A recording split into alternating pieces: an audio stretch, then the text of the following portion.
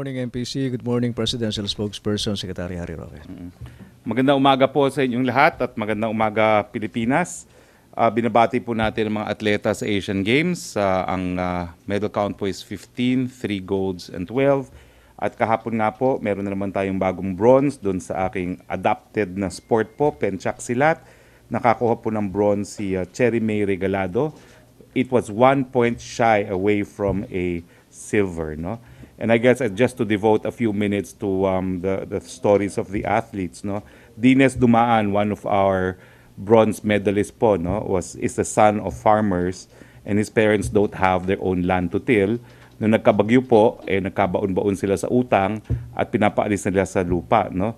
Pero nung Southeast Asian Games po, nanalo siya ng gold at yung cash prize niya sa gold, yun po yung pinambayad niya para hindi sila mapaalis dun sa lupa nila sa Capiz, no? Meron din po tayong isang player ng Penchak Silat na they have become basically wards of the National Sports Association of Penchak Silat because they have physically been taken away from their parents. Anak po sila ng coach who was physically abusive. And for many of the athletes who I talk to, no, sports is really a way out of poverty. No? It's the only way that they're able to find subsistence for 3 meals a day, no? So ganyan po yung drama behind the tally count, no, or the medal count that we don't really appreciate. But anyway, it was a pleasure to have given support particularly to the Penchak Silat team and to our boxers, no? Moving on, last time tinanong po ni Rose Novenario ano yung mga hakbang na ginagawa para labanan pong inflation. Nagkaroon na po ng pagpupulong ang ating mga economic managers kasama po ang Department of Agriculture, Department of Agrarian Reform, DOLE, Foreign Affairs, at saka ang Tariff Commission, no?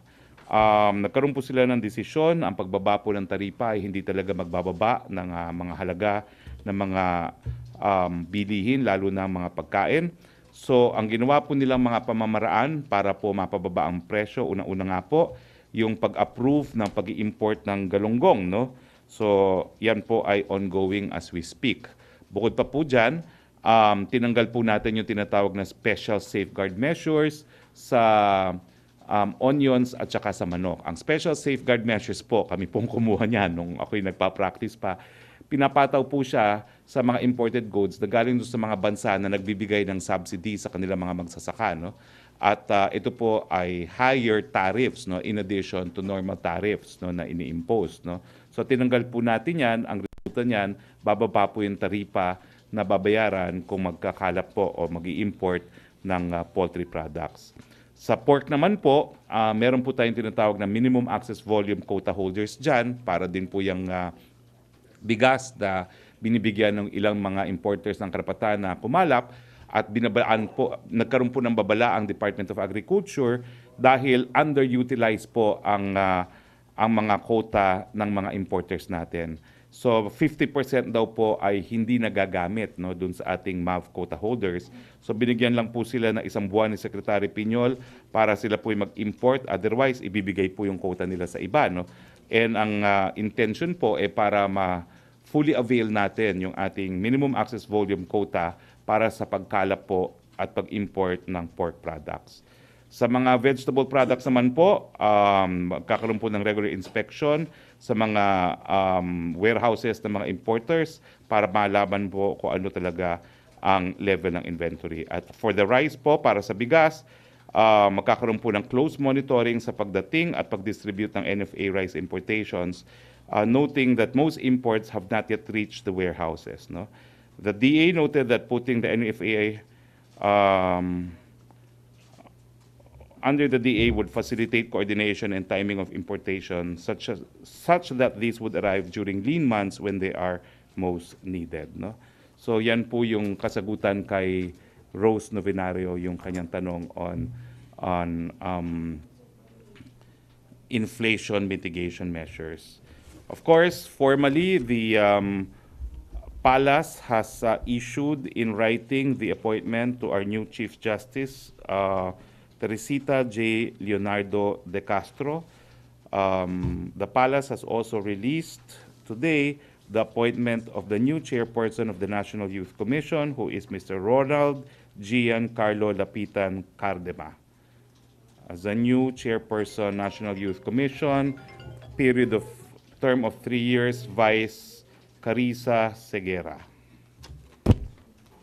And then, meron pa po tayong mga sa pagdating po naman dun sa fuel cards, magandang balita po para sa mga jeepney drivers. Ang Patawid Pasada Program Fuel Cards ay sisimulan ng ipamahagi ngayong araw, August 28, sa lahat ng lehitimong public utility jeepney franchise holders, hindi lamang sa Metro Manila kundi sa buong bansa. Ayon sa Department of Transportation, Land Transportation Franchising and Regulatory Board, maaari nang makipag-ugnayan ng mga legal na franchise holders sa kanilang mga regional offices.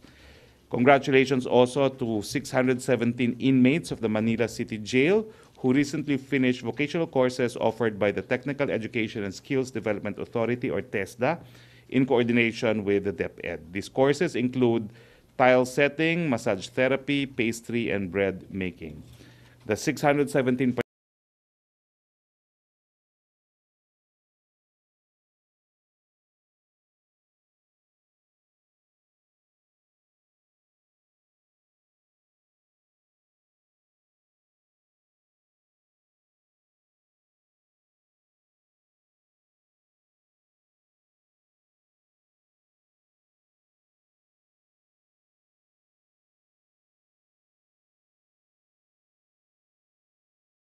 red onions will be sold at 55 pesos per kilo in retail stores, while white onions will be sold at 65 pesos in 2 weeks' time. So part of the meeting also resulted, gaya ng sinabi ko kanina, yung pagsuspindi po ng special safeguard duties addressed to the Bureau of Customs and Department of Finance. Questions, please. MPC question. Marcel, really. Good morning, sir. Sir, just to follow up about the inflation. So, if mag-i-import po tayo ng galunggong, does it mean na yung issue on formalin is not a cause of concern anymore on the part of the government? We will not allow, of course, the importation of formalin tainted. No? So I guess you are correct. We will only allow importation of galunggong provided it is not preserved with the use of formalin. And sir, yung grupo po ng Pamalakaya, once again, nagsalita dun sa concern nila on the importation kasi baka daw maapektuhan yung local fishermen kasi sila daw yung unang tatamaan. Kaya nga po hindi nagkaroon ng desisyon na hindi ibaba ang taripa dahil kinakailangan pa rin bigyan ng proteksyon yung mga lokal na mga ngingisda at lokal na mga magsasaka natin. Thank you, sir. Thank you, Marcel. Benji, liwanag. Sir, good morning. Sir, dun sa sibuyas, 2 weeks yung sinasabi ninyo. Pero halimbawa, meron pang mga lumang produkto o lumang sibuyas. Ibababa rin po yung presyo? Well, ang special safeguards po naman kasi, you can only suspend it, no? And then it will cover future importations. No? Ang inaasahan natin, yung old inventory, nandyan na po yung halagang yan. No? Pero dahil nga po suspended na yung special safeguard measure, baka sa darating na mga araw, yung mga bagong pag-angkat, bababa po ang presyo ng sibuyas. On NFA, dun sa rice, paano po natin masusustain yung kagaya po nung sa Zamboanga o yung Basulta area na nagkakaroon sila ng problema, masusustain na ho natin yung supply doon? Tinututukan na po ngayon ng hindi lang po ng NFA, kundi ng interagency, interdepartment committee na, no, yung distribution nga po ng NFA rice. Ang problema po ngayon ay hindi po sa kakulangan, no, dahil sapat na po yung ating inangkat. Ang problema ngayon po yung distribution na pagkatagal-tagal nga, na nagiging resulta nga, nagre-resulta nga sa bukbok, no, sa tagal na nakabinbin yung mga inangkat na mga bigas sa mga barko bago sila maibaba. No? So yan po ang tinututukan ngayon po ng gobyerno nang masigurado na yung binayaran na ng taong bayan ay makarating sa taong bayan. May mananagot po nito? Well, for now, we leave that to the discretion of the different agencies. No? Pero for now po, importante maparating ang bigas na mapababa ang presyo. Thank you very much, sir. Salamat, Benji. Christina Bendanyo, Inquirer.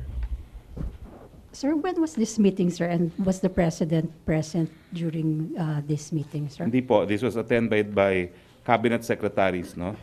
Ramon Lopez, presiding, Secretary Piñol, and representatives from Department of Finance, DBM, Foreign Affairs, DOLE, Agrarian Reform, Transportation, as well as Office of the Executive Secretary, Bangko Sentral ng Filipinas, Tariff Commission, Board of Investments, and EDA. The date was 16 August 2018. Okay. Sir, what was the reason for the rejection of the tariff on food imports? Well, what was quoted here, I quote, no? The committee discussed potential solutions to curb inflation, not limited to tariff modification, taking into account the report on the results of the public hearing, noting that the spike in prices is temporary. Focus is on finding pragmatic solutions that will balance consumer and producer interests and achieve price reprieve at the soonest time possible. So the committee agreed that reduction of the MFN rates on certain agricultural products may not significantly reduce prices and lead to a decline in inflation, as the articles proposed for tariff modification can be sourced from FTA partners under lower preferential rates. Instead, the CTRM focused on supply-side interventions that would have an immediate impact on short-term supply shortages, including administrative measures within the purview of the Department of Agriculture and collaboration to closely monitor utilization of minimum access volume import allocation. End quote. So will the NFA Council meet out today? I'm not sure if they're meeting today, but I will check. Thank you. But the focus is on the monitoring of distribution, no, of imported NFA rice now to make sure that they make it to the markets. Joyce, inflation, NFA, and other matters. Sige.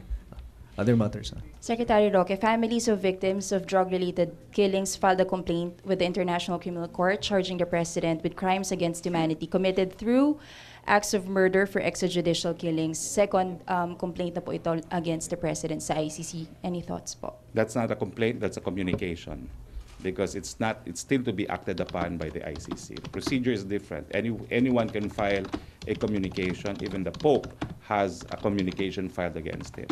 So that doesn't mean anything. Again, my fearless prediction is it will not prosper dahil nga po dun sa konsepto ng complementarity. Hindi po dapat gumalaw ang ICC unless local courts have proven to be unable or unwilling to exercise jurisdiction on these complaints. Sir, on a different topic din po. Senator Panfilo Lacson posted regarding the president's inclusion of retired military and police officers sa Israel as a gift to them. Senator Lacson said that every official presidential trip abroad must have a purpose better than just being a gift to anyone in the government. The reason is plain and simple. Government officials are always expected to serve their best. Ano pong reaction ng Malacañang? Well, including them, of course, as a part of a gesture for appreciation is part of the reason why they will be joining the trip. But obviously, for security personnel, a trip to Israel would entail collaborating and mingling, no, with security forces of Israel in order for our men in uniform, no, to benefit from the experience of Israel, particularly in their drive against extremism and terrorism. Nothing wrong, sir, with... Nothing wrong. I think strengthening security cooperation is one of the matters that will really be discussed in the Middle East as well. Thank you, Joyce. Pia, phone-in question lang muna tayo kay Ate Rosa. After phone-in question kay Pia. Uy, ikaw pala nagmo-moderate. Ako nga, sir. Naging lalaki ngayon. Okay, ngayon ko lang napansin. Wala. Hanggang bukas pa si Miss Rocky, sir. Nako, si Rocky masyadong nag-enjoy ng 3-day weekend. Hi, Miss Rox. From Secretary, from Rose Novenario, reaction lang, sir, doon sa inilunsad ngayon ng Movement Against Tyranny. The Movement Against Tyranny is an alliance of groups and personalities that aims to unite all freedom-loving Filipinos to counter the increasing fascism and militarist rule of the Duterte government. Reaction lang po, Secretary. Una, wala naman pong bago dyan kasi yung mga kabahagi ng Movement Against Tyranny are the same old critics of the President. These include Sis Mother Merijan Manansan, Most Reverend Roderick Podillo, Most Reverend Eugracias Iñiguez, Congressman Lorenzo Tañada, Congressman Nery Colmenares, Congressman Antonio Tino, with the same personalities. I'm not surprised with the same call. That's part of their freedom of expression. Let them be. Next question, please. Question, Pia, Sir, please. balik dun sa plano ni President Duterte na magdala ng mga retiring military and police officials in Israel. Sino po ang gagastos? Will that be shouldered by the government, sir? Sa pagkakaalam ko po ngayon, no, they are still active members of the military. So it will be the government to spend for it. So can we say, sir, that they will be included if ever there will be security or bilateral meetings, kasama po sila? Sir. Well, ang alam ko naman, for instance, yung sa Russia, no, magkaroon talaga ng separate pagpupulong yung mga men in uniform with their counterparts. So they have their own agenda when we get there. No? Yun po yung nangyari dun sa nakita ko na marami rin kasamang mga men in uniform, yung Russia. Naudlot nga lang po kasi pumutok ang Marawi at umuwi. Pero meron po sariling schedule at programa na susundin aside from the president. So the assumption, sir, is that they will also have an official agenda. Yes, in yes. Israel. That's how it operates. Sir, kasi before si President Duterte had second thoughts about his trip to Israel and Jordan because of the travel costs. So how would you reconcile the President's plan to bring more people to Israel, sir? It's always cost-benefit. And of course, the benefit outweighs the cost. Thank you, sir. Ina, other matters? Sir, can you clarify please the statements of the President in Holo? Ano na po ba ang policy sa pagtanggap ng NPAs who may want to surrender? Because he mentioned there na no more surrender. Ano po ang ibig niyang sabihin doon?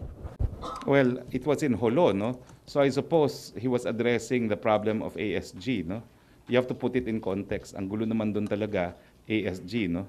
Hindi naman na MNLF because the peace is holding with the MNLF so far, no? So yung no more surrender, I think has to do with ASG because in the past we accepted ASG surrenderies as well. Also, I'd like to get your reaction on the recent statements from Joma Sison. He said among the military officers, there is a significant number who view the president as the number one enemy of the Philippines, for various reasons, among others, turning police and military into his private instruments and betrayal of national sovereignty. That's part of the delusions of Joma Sison. It cannot be anything other than delusion because he's 10,000 miles away. How would he know what's in the mind of our senior military officials? Dream on, Joma Sison. Thank you, Ina. Follow-up. Number question.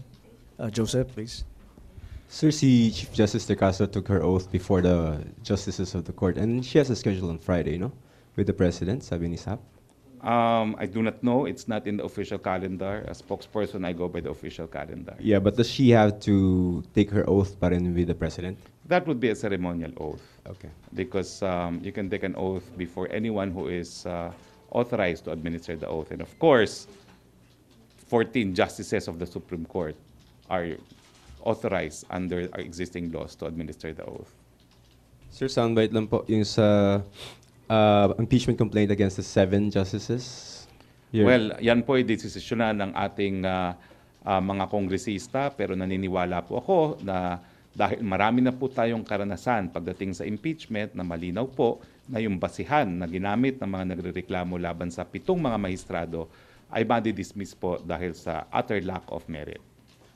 Can we elaborate on the utter lack of merit, sir? Madi-dismiss po yan, tingin ko, dahil sa jurisprudence, malinaw naman po at sa ating saligang batas na hindi po pwede na maging impeachable offense yung pagdedesisyon sa isang kaso na sa ilalim po ng jurisdiksyon ng Korte Suprema. At ang saligang batas po mismo nagsasabi na kasama po sa jurisdiksyon ng ating kataas-taasang hukuman ang mga petition for quo warranto. Alright, sir. Thank you. Thank you, Joseph. Any more question, MPC? Benji? Sir, can you comment dun sa sinabi ni Trillanes yung magpa-IQ test silang sabay ni Pangulo? Well, let's start with the psych test, then we can go to an IQ test. Psych That's psych my test. that's my ano. An IQ test is premature. Let's begin with a psych test. After all, Chief Justices, would-be Chief Justices are required to take that test, no? So anyway, You're willing. I'm not willing. No, the president is willing. No, Both of them will be. my reaction to your question yeah. is perhaps he should begin with a test on sanity before we even talk about IQ. No further comments. For both? No, for him.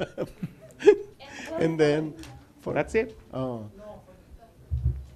For both, hindi, sabi mo kasi. Again, the president is not obliged to give in to any of demands of anyone. Okay? Okay, another. On the athletes, sir. What updates? Kasi naumpisahan nyo na eh. Hindi ba i-review ng government yung mga binibigay na benefits for the athletes and also their training? Well, it's of course I'm spokesperson, no? So my answer would be titignan po natin talaga kung paano mabibigyan pa ng mas maraming benepisyo ang ating mga atleta. Nakita po natin na bagamat limitado ang ating mga binigay na resources sa kanila, nagbigay naman po sila ng dangal sa ating bayan, no? I think the record of so far 3 golds and 12 bronze is something to be proud of. And gaya ng sinabi ko sa aking simula kanina, ito po ay sa kabila ng napakaliit na binibigay nating tulong sa kanila at sa napakatinding kahirapan na hinaharap ng karamihan ng ating mga atleta. So kinakailangan pong buhusan ng mas marami pang tulong at suporta ang ating mga kabataan dahil ito namang larangan po ng sports o palakasan, no? Ito ay hindi lang po para sa medalya. Ito po ay para sa kalusugan, ito po ay para sa pagmamahal sa bayan, ito po ay para sa disiplina, ito po ay para sa pagkakaroon ng mas mabuting mga mamamayan. Maraming salamat, sir. Other topic. Okay, tapos na tayo dun sa sports, Benji. Joseph, after Joseph, Maylin.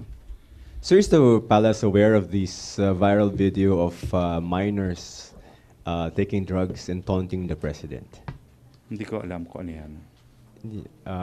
Do you want to see it first? I'll go back now to that question. No, yeah. What am I supposed to say, no? No, but they are taunting the president's drug war. They're minors. So therefore, What do you they're want allowed from to me? do that. No, they're never allowed to do that. If we could find out where they are, then they will be put in proper custody of individuals who will provide them necessary services. Would you want the police to look for them? I don't know what you're talking about, so I'll show it to you later. I cannot. Okay, thank you, Joseph. Maylin, please. Other topic. Sir, baka lang po, gusto niyo ng birthday message po ng palasyo para kay Senator De Lima? Birthday message, any message to her? Yun na po yun. Baka meron po kayong, Yun na po yun. ano po yun, sir? Next question. No comment. Any more questions, MPC? Christine. Sir, there's this priest. His name is Father Picardal, and he's in hiding pala ngayon, and he's claiming that he's being targeted by death squads. So, any comment by the palace because he helped document Davao death squad before. I think you asked me this over the weekend, and I said his remedy is to file a writ for amparo, no? Writ of amparo with the Supreme Court or any court. It can be filed even in the lower courts, no? And it will be acted upon expeditiously. So si Father, tama na po yung pagdedeklara na ang buhay mo ay may banta sa buhay mo.